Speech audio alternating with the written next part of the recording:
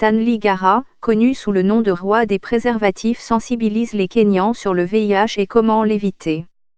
Il arpente les rues de Nairobi, la capitale du Kenya, avec une tenue très distinctive d'un rouge vif, paré de différents drapeaux de pays africains.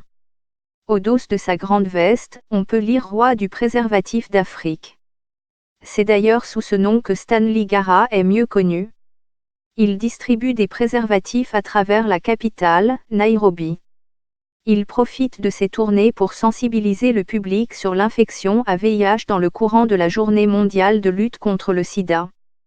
Selon les Nations Unies, environ 1,6 million de Kenyans vivaient avec le VIH en 2018 et 25 000 personnes sont mortes de maladies liées au sida.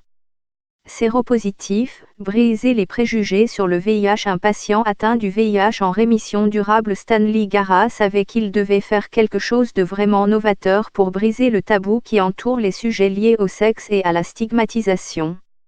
Le créneau qu'il développe est celui d'un dialogue direct, ouvert et éducatif auprès des jeunes qui sont les cibles les plus sensibles et vulnérables au VIH.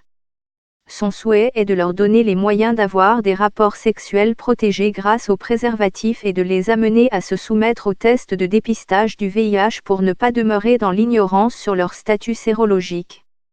Les préservatifs ont été fortement stigmatisés parce que les gens pensent que vous êtes une travailleuse du sexe ou que vous avez de nombreux partenaires, lorsque vous en avez, a-t-il déclaré à l'agence de presse Bloomberg. Il essaie de briser cette stigmatisation et les préjugés sur le préservatif en le présentant comme le meilleur moyen de lutter contre le VIH et les IST, infections sexuellement transmissibles.